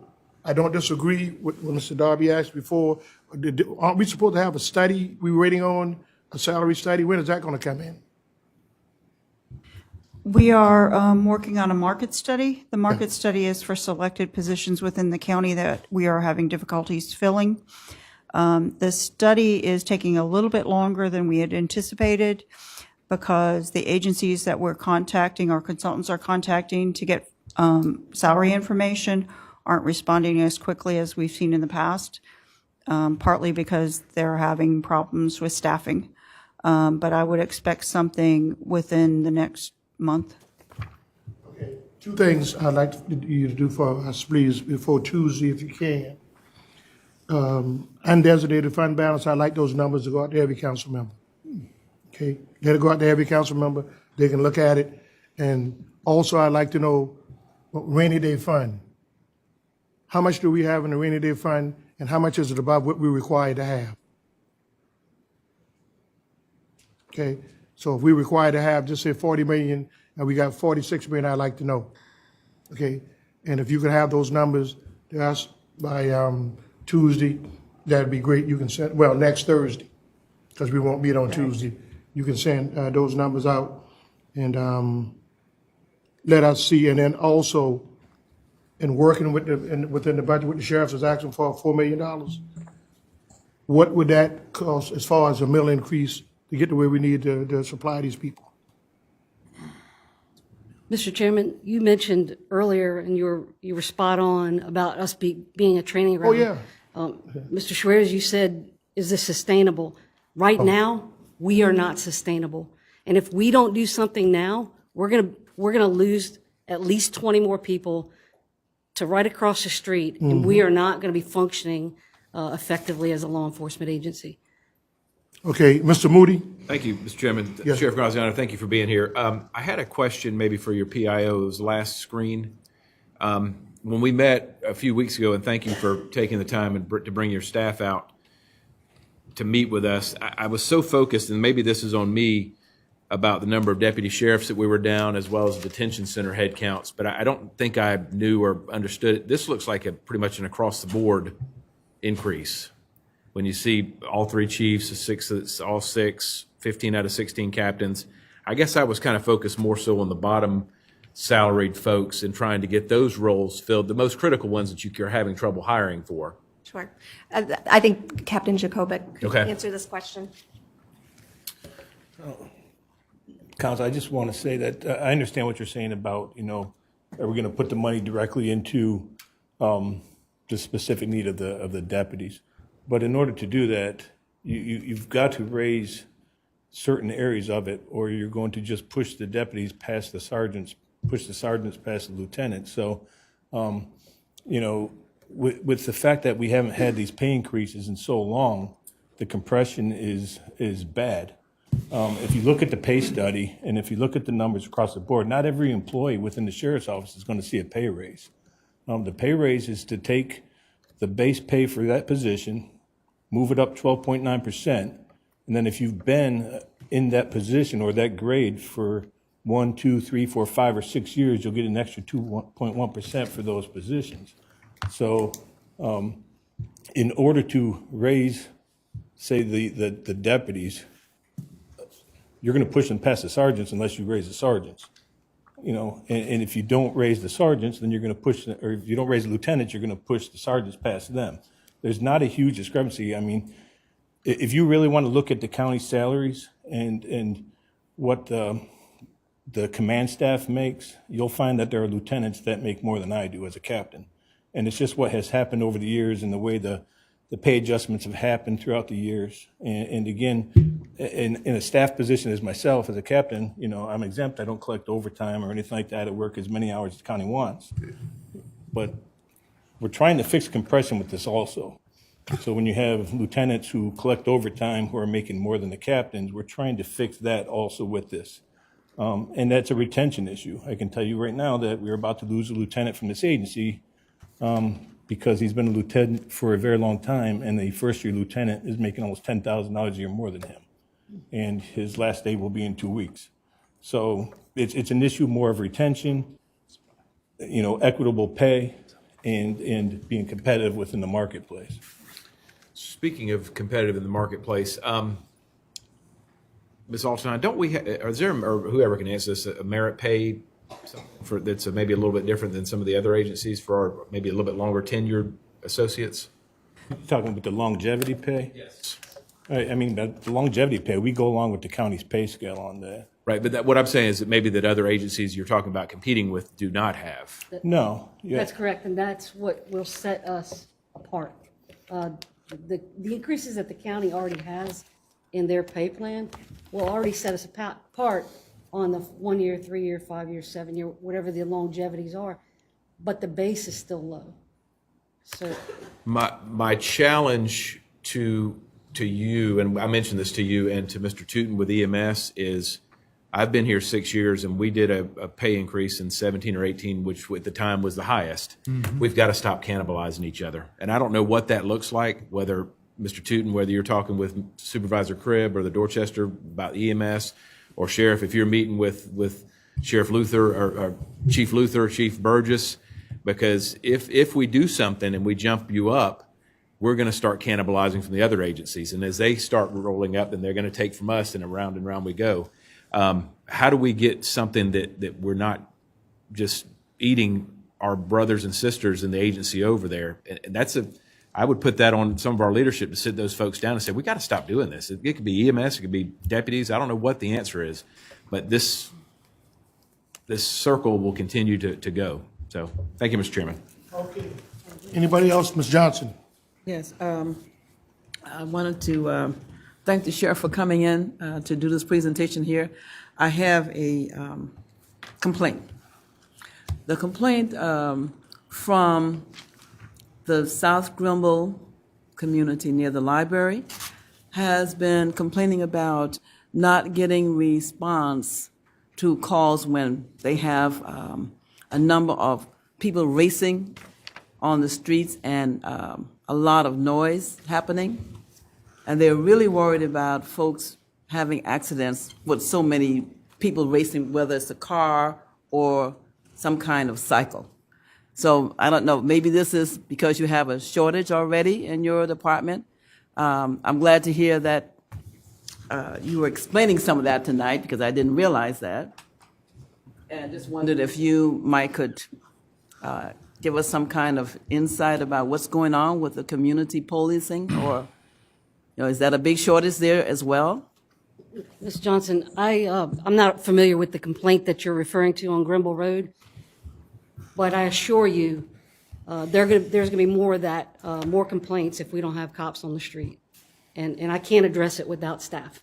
Okay, so I would appreciate if you can look into that for me.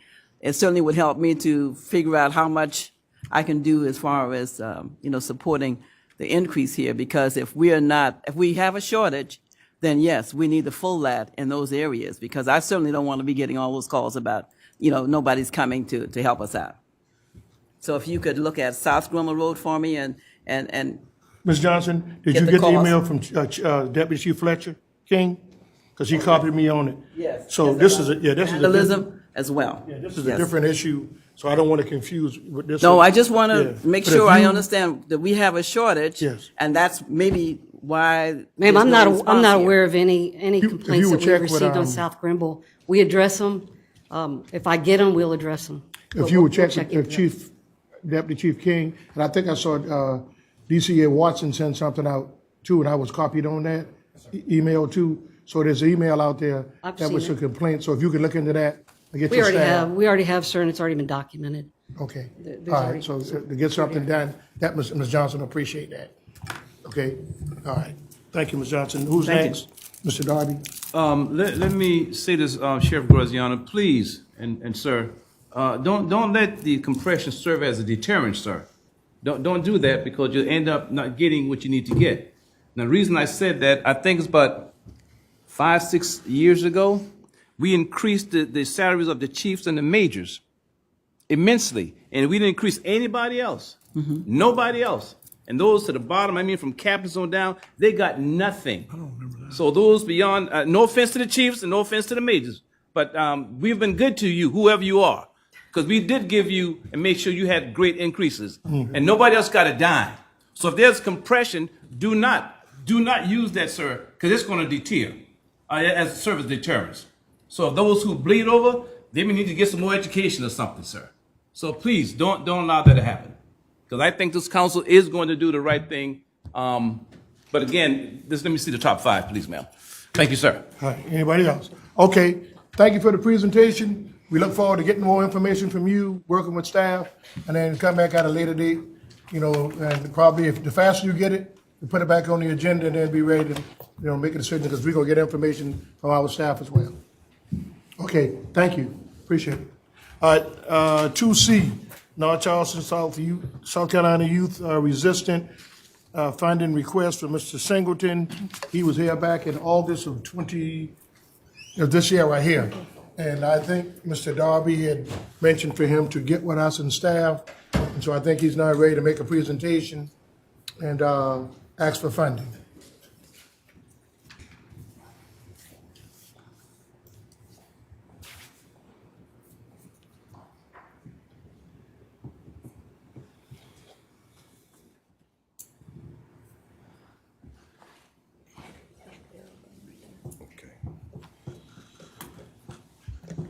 Good evening.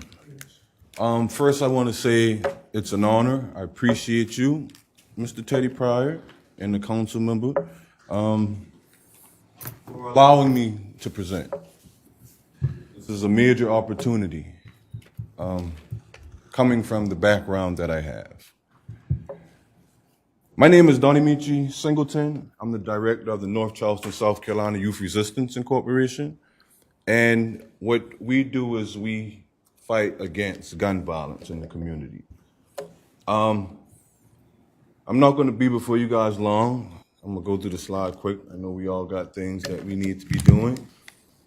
But I want to give a big thanks also to Eric Watson, Teddy Pryor, a couple of people that's not here, Jerome Hayward, and Chief Burgess, Marvin Pendarvis. These was the guys that came and together and saw that we had a health crisis, a health issue with gun violence. So there is music, but there's no sound, I guess, not in here. Should be. But these are the guys that I want to say thank you to. No glasses? Go. Yeah. When me as a community member, whenever we see our officials coming together and sitting down at the table with community members to fight against gun violence, we are at a tipping point. So, who we are and how we tackle gun violence. Sorry, I don't have my glasses. It's a little small. Mr. Darby, can I hold yours? Sir, you won't see through them, sir. Okay, so who we are. We advocate for high risk. Now, if you're serious, man, you can use them, sir. I am serious, but no, I'm all right. All right.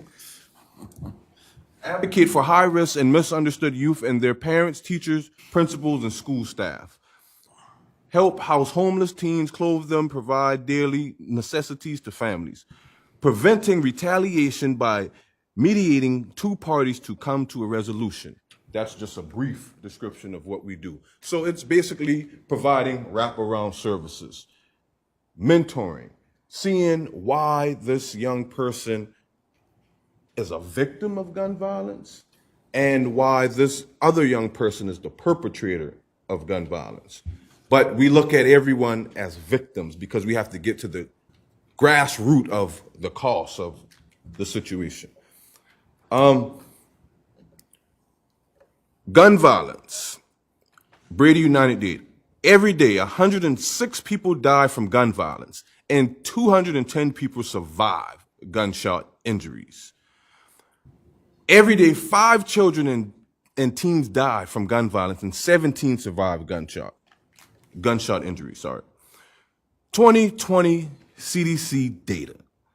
Homicide is the leading cause of death in South Carolina for Black youth and young men by 7.4 times. Firearm injuries are now the leading cause of death for children and teens. I want to point out something here. Yesterday, I went to my daughter's, they had a poem. Each 4th grader wrote a poem. It was 50 young kids. What did something to me is a 4th grader got up there and his poem was on gun violence. How many people he've lost. He's in 4th grade.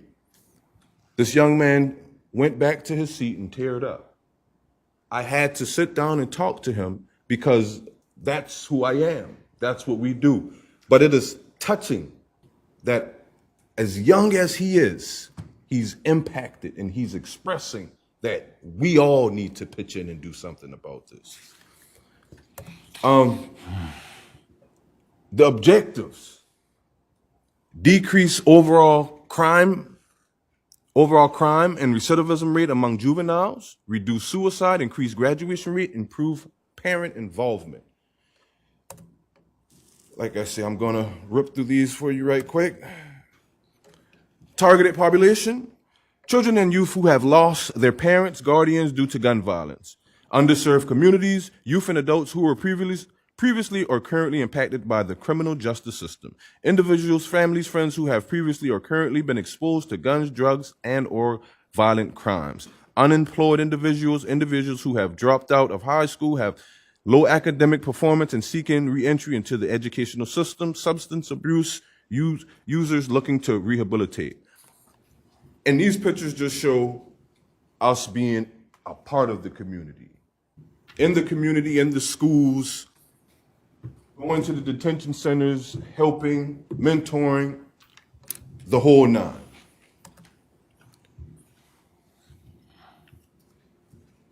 Our organization is just a piece of the pie. It takes us all. The targeted neighborhoods, high crime and low income communities, Otranto Road, Remont Road, Dorchester Road, Forest Hill, Pepper Tree, Ashley Phosphate, Star Road, Midland Park, Pepper Hill, 10 Mile, Appian Way, The Ridge. These are very high crime areas in North Charleston that we are wanting to impact.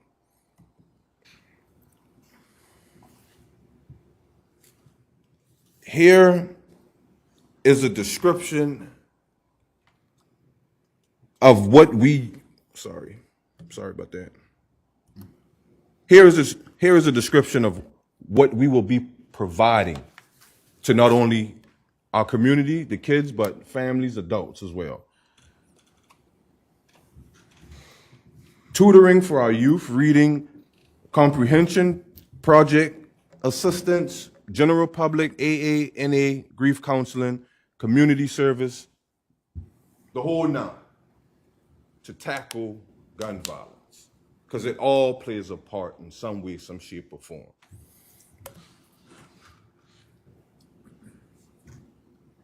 I am here today to request funding so that we could, I don't know if you guys know about the Opportunity Center that's on Rivers Avenue. There's a space in there that our organization needs funding to get in that building, to be able to have a safe haven for the kids in the community, and young adults as well.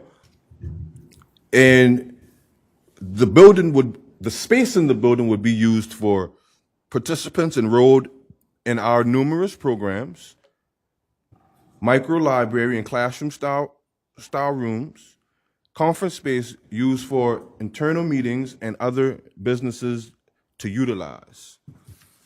Quiet room, just like I say, a safe haven. Educational purposes.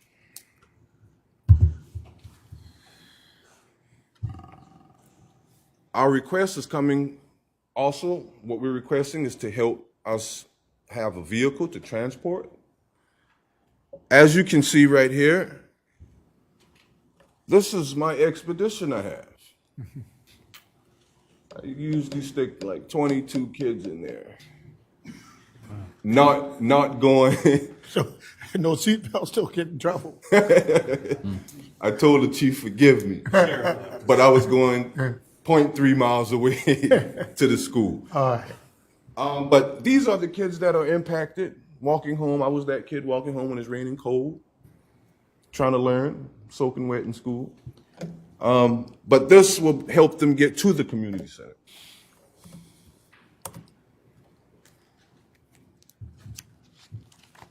So our funding budget rolls out to $316,000. What we are requesting from the county council is a piece of that. We are requesting funding from other stakeholders, but we are requesting $50,000 from you guys, the city council. And right here is a director and 3 client advocate salary. The objective of implementing that is for job opportunities. I work 24 hours just about a day. No exaggeration. I don't sleep sometimes. Fighting against gun violence. I never wanted to get paid for what I do. If I get paid, that's because people say, okay, you need to get paid because this is something major.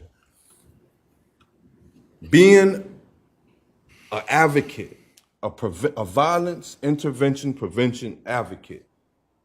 This needs to be more out in the open and looked at as a job opportunity for people to help and take care of their families as well.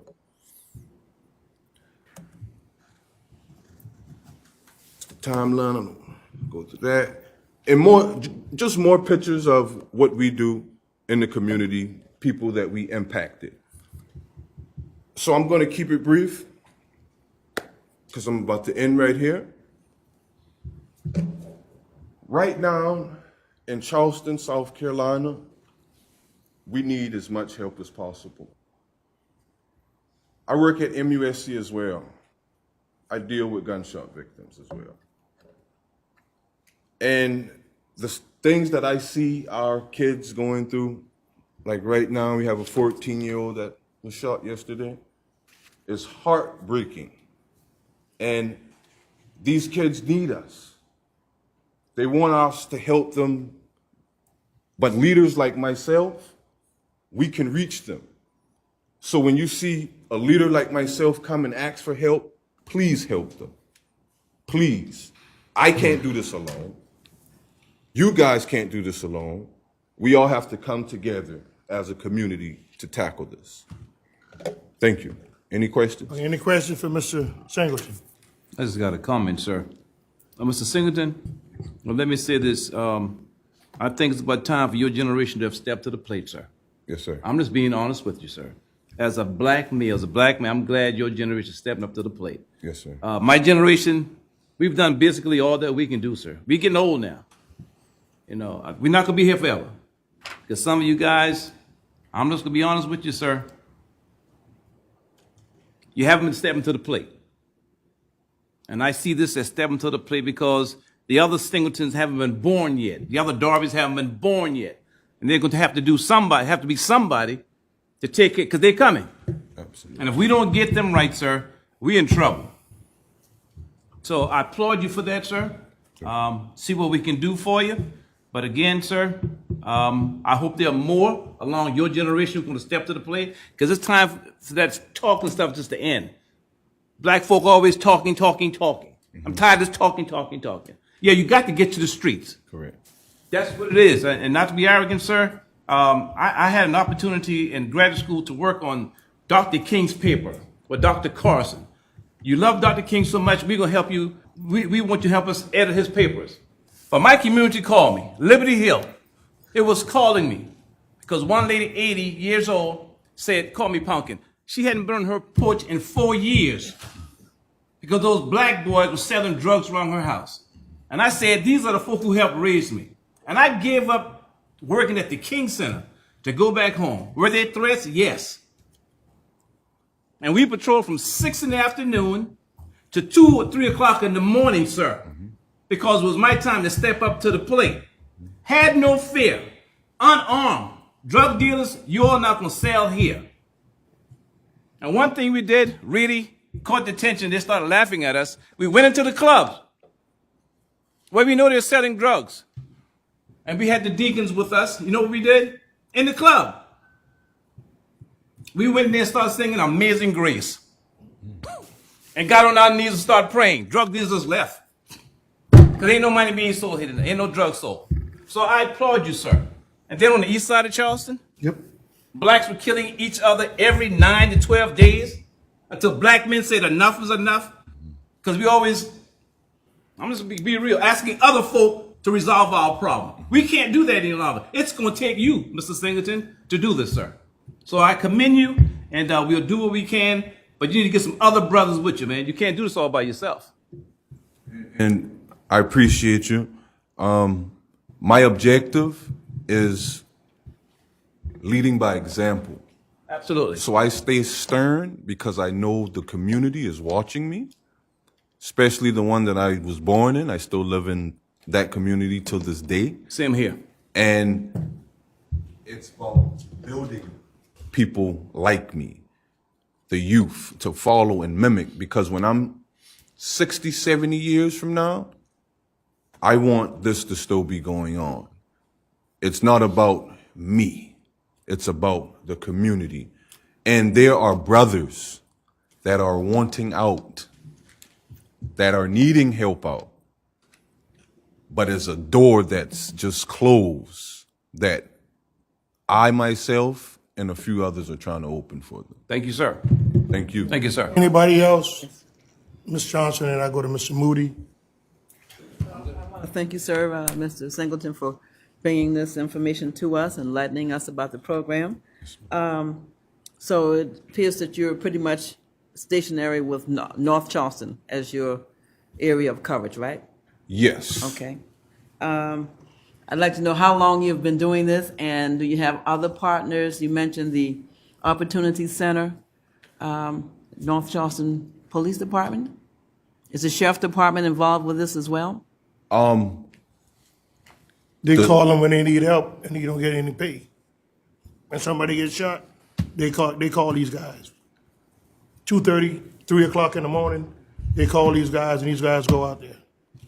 And I work, not to cut you off, but I worked with him before with some of these youth. You know, he would walk them in the neighborhood, guns downtown and all these things. I did a couple of walk with them, but it's amazing how he works a regular job. And when these people call him, they call him to mediate because this is going to be retaliation. Okay, and so you know, his job is to come in and try to mediate that and stop the retaliation. And you know, mentor these younger youth coming in. You know, I saw when they came before, this little group that we had at North Charleston and the state were coming together to see if we could, you know, help fund some of these groups. And North Charleston is in the process of doing that now. You know, I told them, you know, to come and talk to the county, we see what we can do because it's going to take a collaborative effort.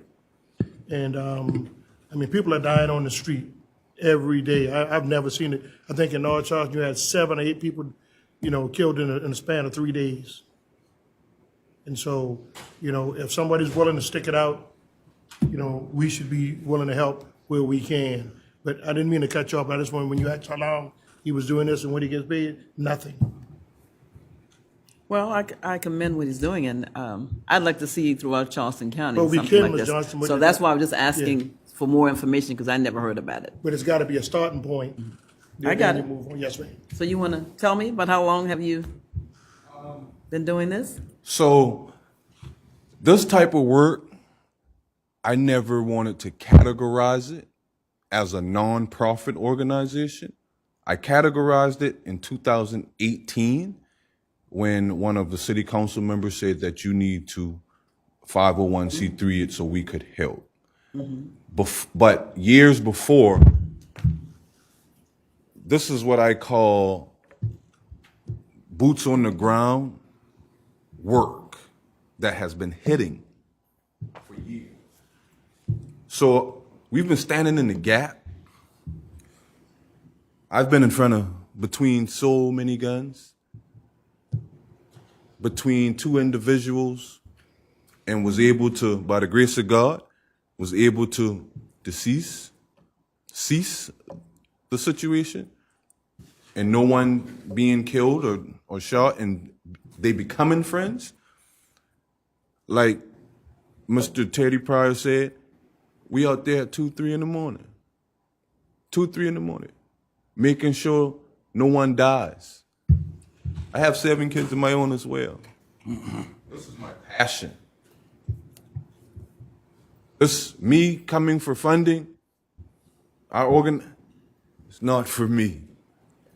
It's for me to help the people that don't have a voice, that don't feel like they can walk through these doors because they need to, but they have to know that there's a chance. Another question you asked to answer, before I got here, Chief Burgess and I were together in the Otranto area, and we was walking around the neighborhood, and he was just getting to know people that I know because he wanted to see what I do as well. Because I've never been closed in a building. I always been in the community, in the face of the lion and the beast, standing in the gap. So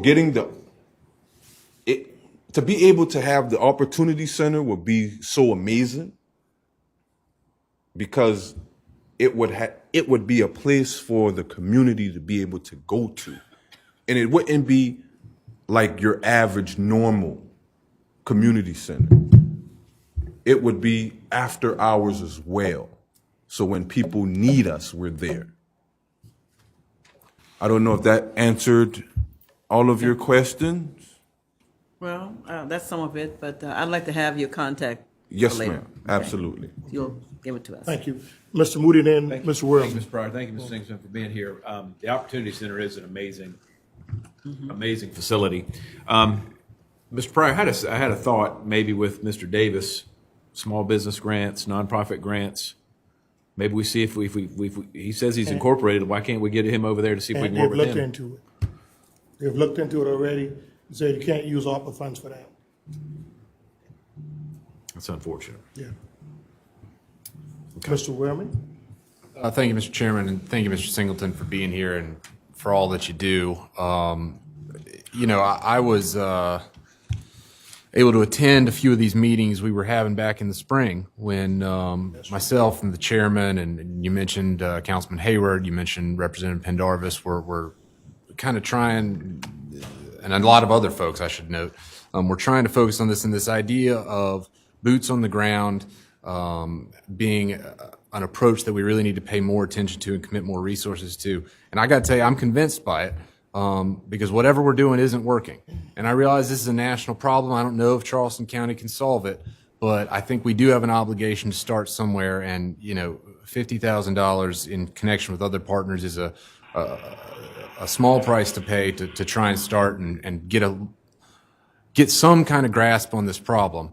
To your point, Ms. Johnson, though, I do think, one of the promises is I don't know that we document what people like Mr. Singleton are doing very well. I'd be very interested if our public safety folks and Mr. Watson could, kind of keep an eye on it and kind of document and so that we can kind of show, look, here are the results. And so Mr. Singleton is out there and I mean, he's been going 120% for years.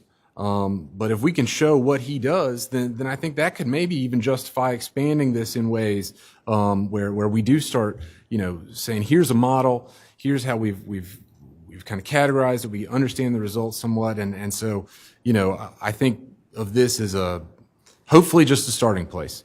So I'm here to certainly offer my support for this, but hope that we can set it up and sort of set it on a path that it's not just sort of a one-time thing to get you in the building and obviously do a lot of good here in the North Charleston area, but I would like to see us, look at what we're doing. Yeah, getting in rural areas and everything, yeah. Okay, anybody else? Mr. Pryor, I would like to say when we started our citizen patrol against drugs on Liberty Hill back in the mid and late 90s, sir, we did such a fine job until Orangeburg County, Columbia, Georgetown, Beaufort, and one other county came to study us to say, how in the world could you all have done something like this? To the point that they made a conjecture that 95% of the drugs were eviscerated from the community and 100% of the prostitution left. And as a result of that, we worked ourselves out of a job to the point that there was no drug dealing death on Liberty Hill for 11 long years. So once you get a start in there and do the right thing and continue it, you would see a difference. And that's documented. As a matter of fact, President Bush wrote the organization a letter saying, wow, such a beautiful job that you all had done. It had never been done in the state of South Carolina before. So I can empathize with him because folks like Mr. Pryor and me, we're getting too old to be out there now. Well, I'm not going back out right now. I told you that. That was it. Yes, you did, sir. But nonetheless, sir, if I'm an artist, I'd like to make a motion for the $50,000 for the organization, sir. Second? I'll second. Okay. And let me say this, Mr. Darby, before any discussion on my question. When we went on the east side, people thought we couldn't do it.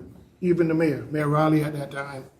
And you remember when he was fixing to hire his police chief, and he says, you got to wait. We want to wait until January to start. We said, no, Mayor, people are dying on the streets. We're going to start next week without your support. True. And before we got home, we got a phone call from Mayor Riley and says, we gonna have the essential stuff y'all need to work with, to be down there, because we took the sheriff with us, so we said, hey, look, sheriff's got jurisdiction over the whole county, so if you done, the sheriff was already committed. And so it got so good down there, people couldn't sell the drugs during the nighttime. They started selling it during the day and they were getting locked up. And I remember when I told you, I saw this young couple, and I says, maybe we made a mistake because this neighborhood is gonna start being cleaned up and people gonna start moving in and look at the east side now. Yes, sir. Okay? Old people, like you said, people couldn't trick or treat. Old people couldn't sit on their porch. And God bless Miss Craven, she would make sure we had food. She would cook. Man. We would go down to her house on there on Ufane to pick it up. She was just awesome. Her Christian was a part of that, helping her too. So this can be done. Mr. Darby and I told you we should have patterned that stuff we did, and we probably would have been all over the United States now. But, we didn't do it for the money. We did it because it was the right thing to do. Yes, sir. And Mr. Singleton, I applaud you.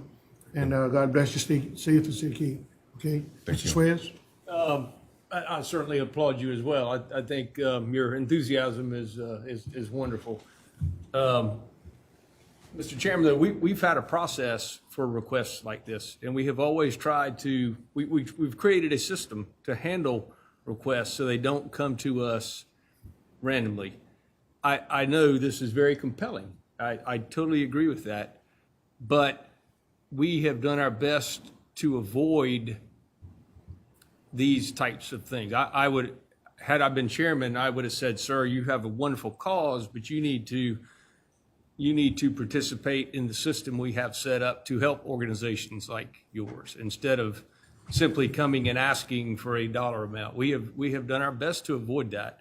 And we have had some mission creep through the years. A couple of them now are funded annually without going through a process. To me, the process matters. I'll vote against this tonight, but I'm not voting against your organization. I think you're onto something. I think it's wonderful, but we're going right back where we used to be. The money is there, Mr. Swear, as a contingency. I mean, it's an oxymoron to say, I like what the organization is doing, but a matter of principle, I'm going to vote against it. I mean, it's like somebody asking for help and dying in front of you, and you says, well, I'm not doing that today because, I got this process, I go through.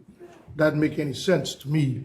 When people are dying in the street, there is no process to me. And basically that's what he's coming here to do. When people are dying in the street, there is no process. And I agree with you when you got these big organizations coming in, asking for hundreds and hundreds of $1,000s at one time, there's a process. But if we set money aside in council contingency to do stuff like this. So that just might take, to say, I support you, but I'm not going to fund you because of the process. That's not trying to be ugly, but that's just, to me, it's an oxymoron. Could I make a statement? Let us vote. Thank you, sir. I'll give you the last word. To piggyback off of what you said, the main issue is over the years with the funding you guys have been giving out hasn't impacted as much as it needs to be. We're in a new day of time when things are different. We're dealing with 12-year-olds, 13-year-olds that have 30 bullets or more in their guns. And we are all at risk right now.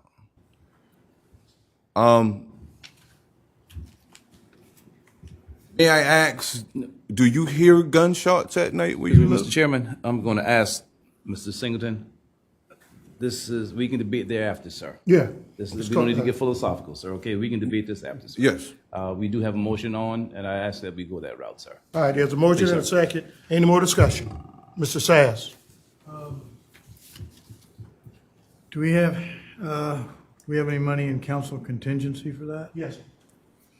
We could talk to Mr. Tootin. Mr. Tootin? Yes, sir, there's at least in excess of 200,000 in council contingency. I don't have the exact amount, but I know it's well over that. Thank you.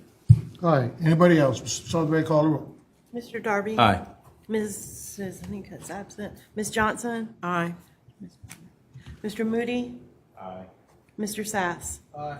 Mr. Schwiers. Aye. Mr. Werman. Aye. Mr. Pryor. Aye.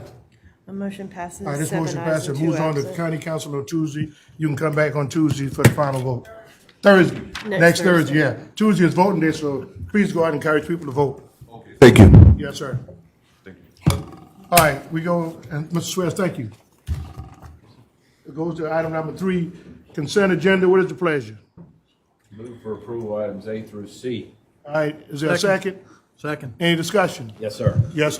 I just wanted to thank Ms. Johnson, Ms. Honeycutt specifically. I mean, I know they've been keeping after this Northern Pitchfork project. Absolutely. Great deal. So thanks for keeping that on everybody's radar screen.